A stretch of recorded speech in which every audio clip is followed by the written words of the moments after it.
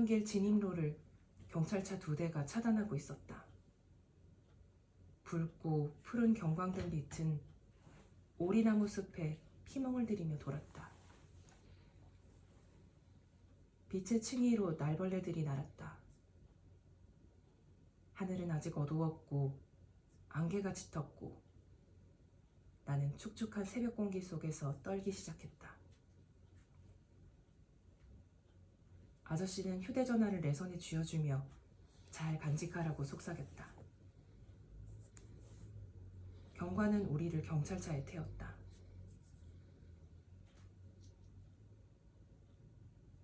차창으로 혼란스러운 풍경이 지나갔다.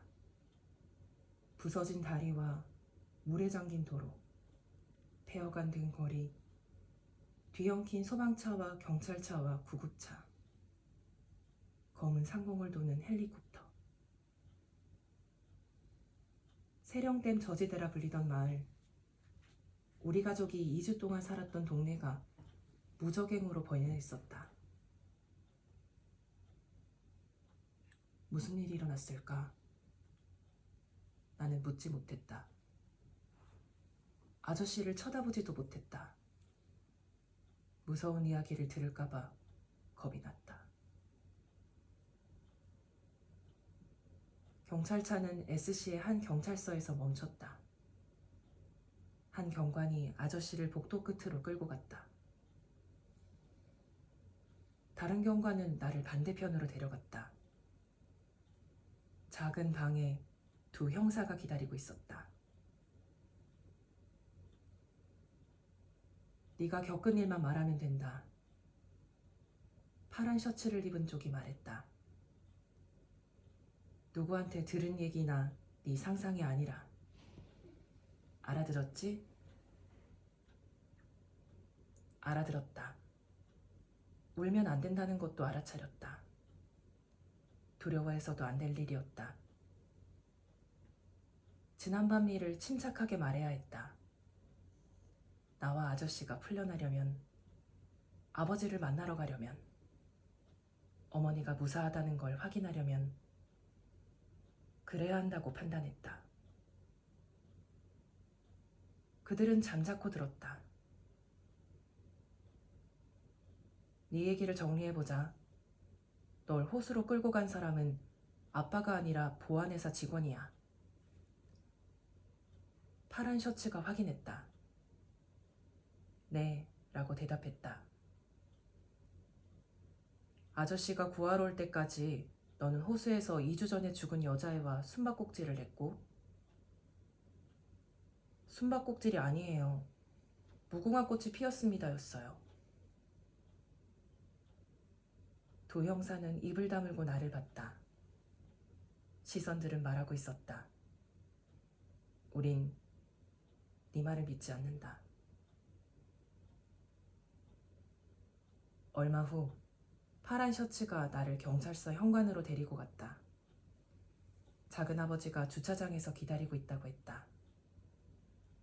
현관부터 주차장까지의 통행로는 취재기자들이 점령하고 있었다.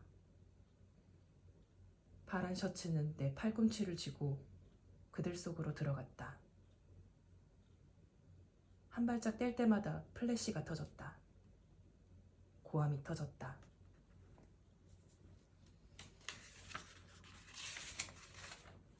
고개를 들라 여기를 보라. 아빠를 만났느냐? 너는 어디에 있었느냐? 현기증이 달려들었다. 목을대가 울렁대고 멀미가 났다. 파란 셔츠의 걸음은 점점 빨라졌다. 어느 순간 나를 부르는 아저씨의 목소리가 들리는 듯했던 한순간, 파란 셔츠의 손을 뿌리치고 뒤를 돌아보던 그 순간, 무수한 얼굴들 사이에서 아저씨를 찾던 짧은 순간, 카메라들이 나를 향해 일제히 성광을 뿜었다. 나는 빛의 바다에서 홀로 섬이 되었다. 작은아버지가 차 뒷문을 열어주었다. 나는 의자 한 구석에 웅크려 앉아 아저씨의 휴대전화를 열었다. 대기 화면에 깔린 사진을 들여다봤다. 안개 낀 별채 앞길, 불 켜진 가로등들, 측백나무 울타리 옆을 나란히 걷는 거구의 남자와 사내아이. 남자는 사내아이의 책가방을 들었고 사내아이는 남자의 바지 뒷주머니에 손을 넣고 있었다. 아버지와 나였다. 열흘 전 아침, 아저씨가 찍었을 우리의 뒷모습이었다. 나는 휴대전화를 접어 소나기에 움켜쥐었다. 무릎에 이마를 대고 엎드렸다. 울지 않으려고 안간힘을 썼다. 세상은 지난밤 일을 세령호의 재앙이라 기록했다. 아버지에게 미치광이 살인마라는 이름을 붙였다. 나를 그의 아들이라 불렀다. 그때 나는 12살이었다.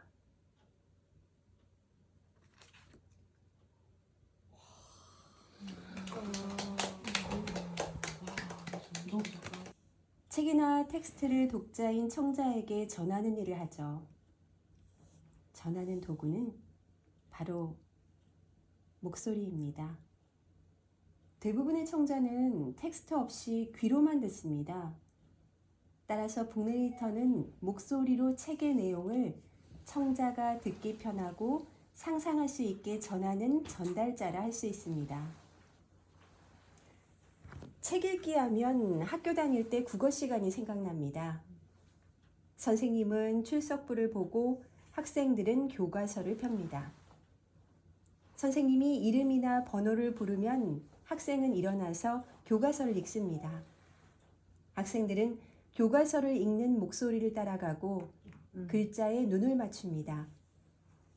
어느 때는 잘 따라가져 집중이 잘 되기도 합니다. 물론 그렇지 않을 때도 있습니다. 그러나 대부분 딴 생각만 하지 않으면 눈으로 글자를 쫓아가는 데는 별 문제가 없습니다. 왜냐하면 귀로는 듣고 눈으로는 교과서를 보고 있기 때문입니다. 그러나 오디오북을 듣는 독자인 청자는 대부분 책을 보면서 듣지 않습니다. 멀티태스킹이 가능하기 때문에 귀로는 들으면서 다른 일을 하고 있는 경우가 많습니다. 청자는 책의 내용을 온전히 북내레이터의 낭독에 의지하며 듣습니다. 북내레이터는 단순하게 책 내용만을 읽는 것이 아닙니다. 책의 전반적인 상황을 이해하고 바른 언어와 책과 어울리는 감성으로 표현해야 합니다. 청자가 보다 집중할 수 있도록 스토리를 전달해야 하는 거죠. 또 한 가지를 더한다면 청자가 상상할 수 있는 공간을 남겨두는 것, 즉 청자의 생각의 공간을 청자 몫으로 비워두는 것이 좋지 않을까 합니다. 그래서 오디오북은 북내레이터의 역량이 중요합니다. 저는 이 공간을 남기는 일을 일반인 북내레이터가 좀 더 잘할 수 있는 일이라 생각합니다.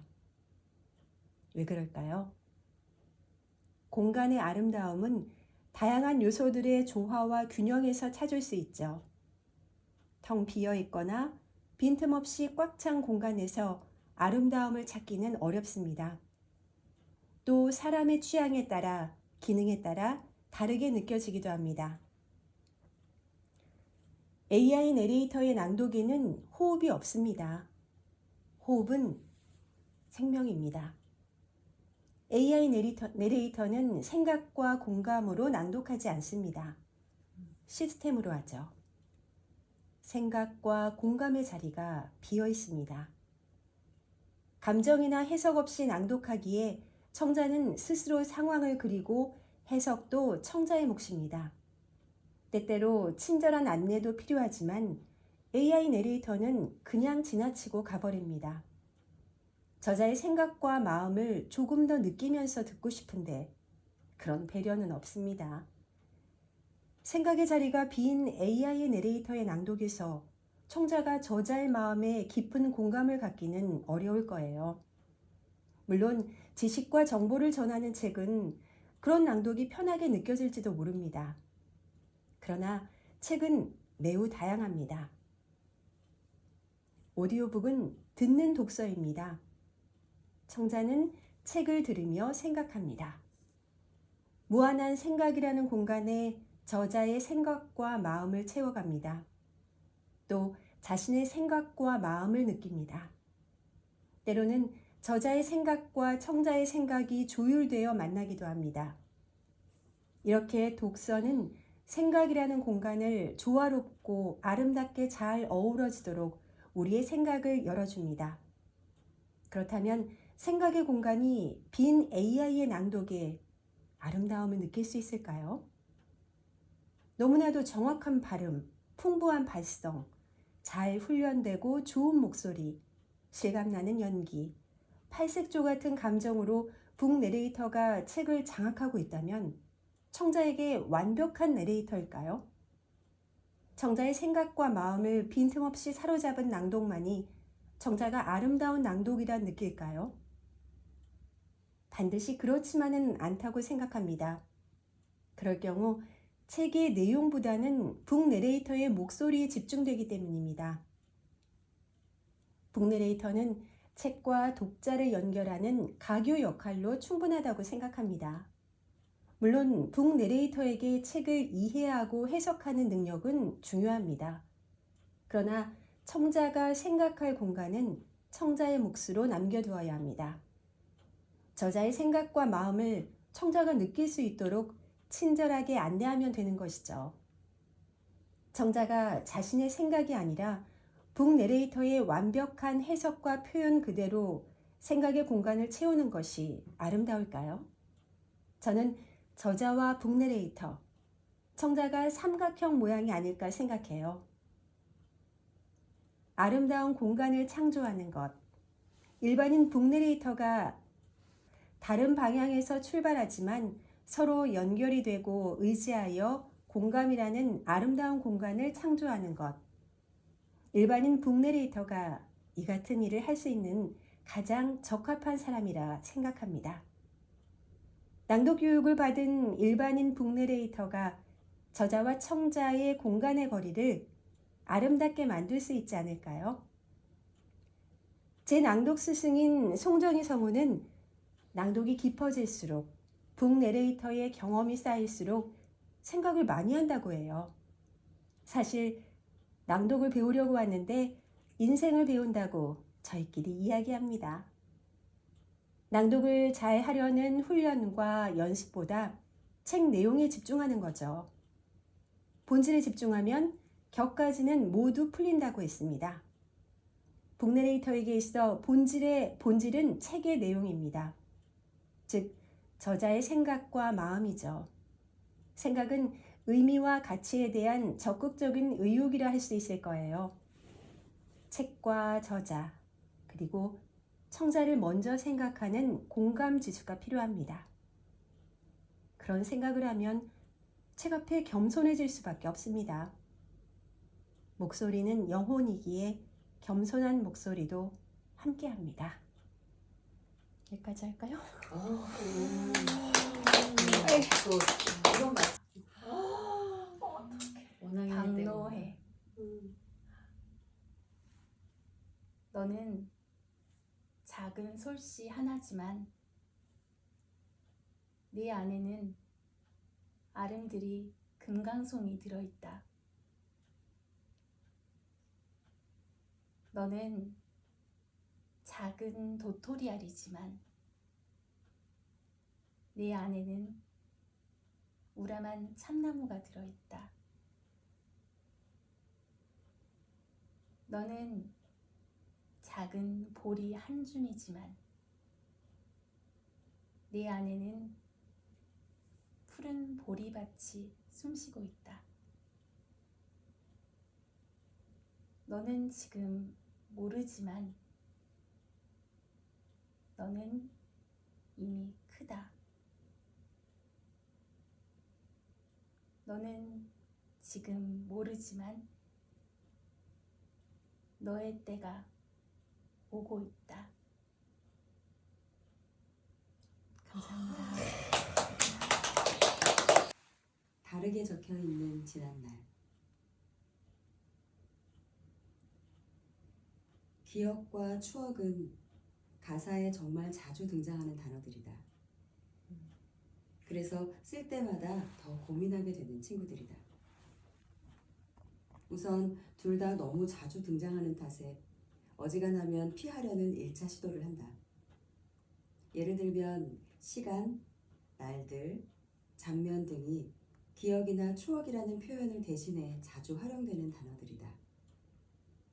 그럼에도 불구하고 둘 중 하나여야만 표현되는 감정이 있기에 그렇게나 많은 기억과 추억들이 가사 속에 있다. 그날의 내 기분에 따라 골라야 될 만큼 둘의 피로도가 같을 때도 있다.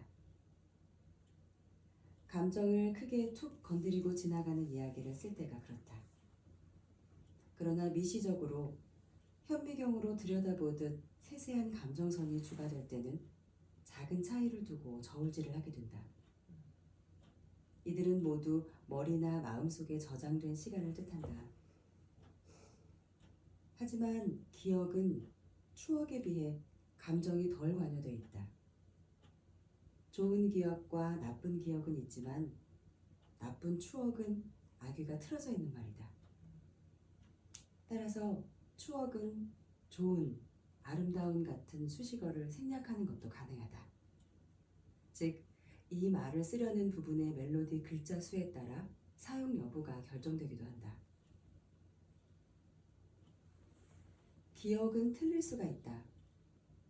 이소라의 바람이 분다 중 추억은 다르게 적힌다라는 가사는 기억의 속성을 잘 활용한 거의 명언과 같은 표현이다. 반면에 추억은 틀릴 가능성이 없다. 이미 내가 어떻게 저장하기로 한 나의 감정이 적극적으로 개입된 결과이기 때문이다. 그 당시 상황이 실제로 좋았든 나빴든 추억이 되느냐 마느냐의 감독 권한은 전적으로 내게 있다. 뼈아픈 슬픔도 시간이 흘러 추억이 되기도 하는 것처럼 말이다. 추억이 인화되어 액자에 넣어진 사진이라면 기억은 잘려나온 디지털 사진이다. 잘리기 전의 상태에 따라 전혀 다른 이야기가 되기도 하고 확대해서 들여다보면 몰랐던 것들이 튀어나오기도 한다. 지나가긴 했지만 소멸되진 않았기에 앞으로 어떤 모습으로 바뀔지 아무도 모른다. 모든 기억이 이거 추억이 되지 못하지만 모든 추억은 결국 기억의 흔적이다. 여기까지입니다. 가장 기괴한 쓰임새를 가진 말 중 하나는 바로 간지럽다는 말이다. 이 기괴함이란 마치 불가사리가 내게 주는 감정을 닮았다. 불가사리들에게는 정말 미안하지만 이곳의 실물을 봤을 때 충격을 잊을 수가 없다. 분명 동화책 속에서 알록달록 별 모양을 한 신비로운 생명체였는데 가까이서 보니 전부 이미지빨이었던 것이다. 이상한 돌기는 물론이요, 꿈틀거리는 기분 나쁜 움직임. 나는 개인적으로 꿈틀거리며 움직이는 생명체에 큰 거부감을 느낀다. 움직임은 또 어떠한가? 하지만 그럼에도 불구하고 불가사리는 결국 예쁘다. 알록달록한 별 모양의 신비로운 생명체란 건 여전하다. 간지럽힘은 웃음을 낳는다. 이 웃음은 그러나 고통스럽다. 웃음과 연결되어 있어서 익살스럽게 사용되는 걸까? 낯간지럽다는 말은 어딘가 쑥스러울 때 쓰고 실제로 머쓱할 때 사람들은 어딘가를 극적이기도 한다. 뱃속이 간지럽다는 표현이 설렘을 설명할 때 쓰이는 걸 보면 행복한 맛이 나는 말인 것 같다가도 간지러운 감각이 불쾌한 상황과 많이 맞물려 있는 걸 보면 또 그렇지만은 않다. 모기에 물렸다든지 피부가 너무 건조하다든지 잘 씻지 않았다든지. 그러나 고양이가 얼굴을 가까이 댈 때 얼굴에 닿는 수염의 감각도, 내가 좋아하는 돌돌 말린 종이 끝의 감각도, 배시시 웃음이 흘러나올 때를 표현하는 말도 결국 간지러움이니 기괴하다. 그럼에도 내가 컨트롤이 가능할 때, 달리 말하자면 정도를 조절할 수 있을 때 간지러움은 행복함과 연결이 된다. 어느 정도의 칭찬은 기분이 좋지만 지나치다 싶으면 몸둘 바를 모르게 되고, 잠깐의 촉감으로는 웃을 수 있지만 너무 오래 지속되면 고통스러워진다. 마치 불가사리가 아름다우려면 내게 어느 정도의 거리가 필요한 것처럼 말이다. 오, 소독 맞아요? 네. 소독이 이렇게 잘해. 외롭다. 오롯이 내게만 집중할 수 있는 시간. 외동딸, 외동아들에 붙는 외자가 앞에 붙는 말이다. 즉, 혼자 하나됨을 표현한다. 그러나 인간은 사실 당연히 외롭다. 외로움이라는 말이 가진 서러운 감정을 차치하고서 말이다. 인간은 어찌 되었든 혼자다. 그러나 우리는 사회 속에 살고 있기에 가끔 착각을 한다. 각자 혼자인 채로 무리지어 살아갈 뿐인데, 마치 둘 또는 무리인 채로가 기본값이라고. 그러다 나를 너무 모르는 측근을 보면, 또는 나만 동떨어진 무리 속에 있을 때 우리는 문득 외롭다. 결혼도 했는데 왜 외롭냐는 질문을 하는 사람은 나를 정말이지 한없이 외롭게 만든다. 나에게 외로움은 반드시 채워져야 하는 결핍이 아니다. 오히려 오롯이 내게 집중할 수 있는 소중한 감정이다. 삶이 무대라면 앞서 언급했던 소란스럽다라는 말은 관객의 입장에서, 즉 객관적이어야 할 수 있는 말이다. 무대의 주인공이었다가 내려왔을 때 비로소 내가 무대 위에서 소란스러웠음을 알 수 있듯이, 외로움은 무대 위도 객석도 아닌 무대 뒤에서 느끼는 감정이다. 수많은 역할로 존재하던 내가 아무 장치 없이 혼자임을 느낄 때 만나는 감정. 오랫동안 감당할 수 없는 감정임에 틀림없지만 우리는 가끔 이런 시간이 필요한 게 아닐까? 연필이 기록과 기억의 도구라면 지우개는 삭제와 망각의 도구다. 연필이 호명하고 소환하고 규정하고 지시한다면 지우개는 의심하고 질문하고 부정하고 돌려보낸다. 연필 끝에서 하나의 이름이 불려나오고 하나의 이야기가 생기고 하나의 세계가 태어날 수 있다면 지우개는 그것들을 흔적 없이 사라지게 할 힘이 있다.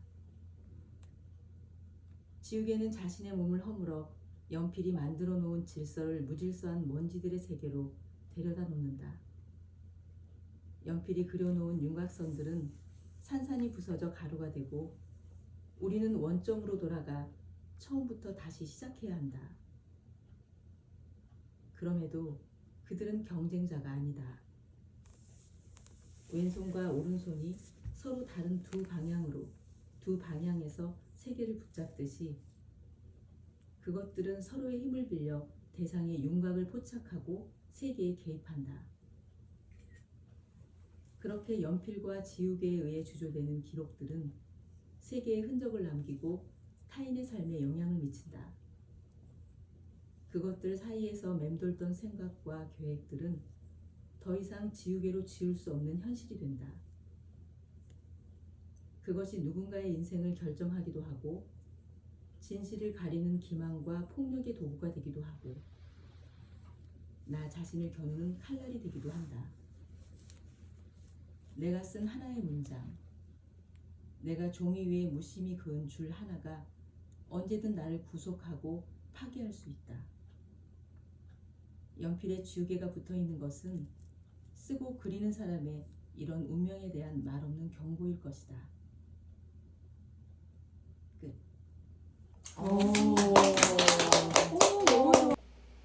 기다림조차 눈부신 사랑을 위하여. 소리내어 읽으면 한 여인의 기나긴 밤이 세상에서 가장 아름다운 비단이별로 변신하여 우리 마음속에 굽이굽이 펼쳐진다. 동짓달 기나긴 밤을 한 허리를 베어내어 춘풍 이불 안에 서리서리 넣었다가 어른님 오신 날 밤이어든 굽이굽이 펴리라. 황진이 동짓달 기나긴 밤을. 진정 아름다운 글들은 마음속에 깊은 낭패감을 안겨준다. 그런데 그 낭패감마저 가슴 시리게 좋다. 나는 이 시를 소리내어 천천히 읽을 때마다 그녀를 도저히 따라갈 수 없다는 열패감을 느낀다.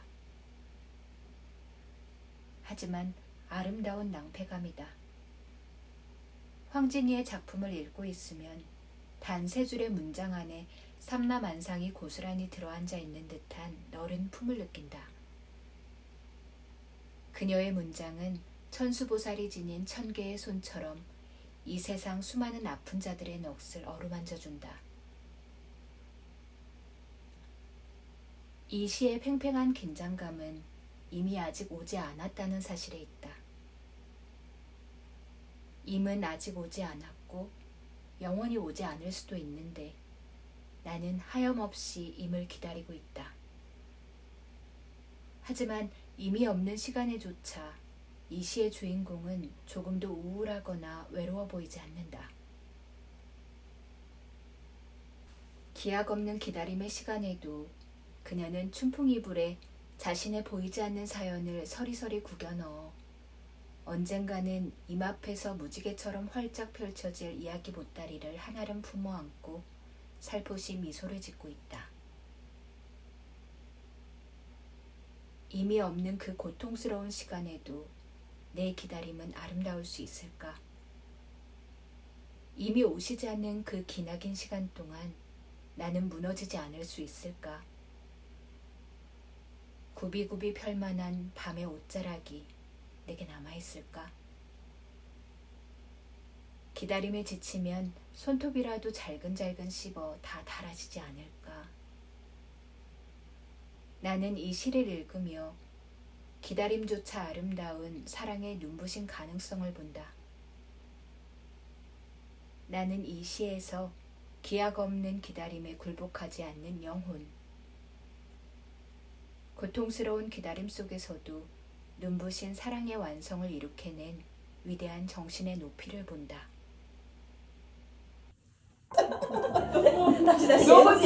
너무 들이대시잖아. 엉덩이 이렇게 들고. 진짜. 아 웃겨.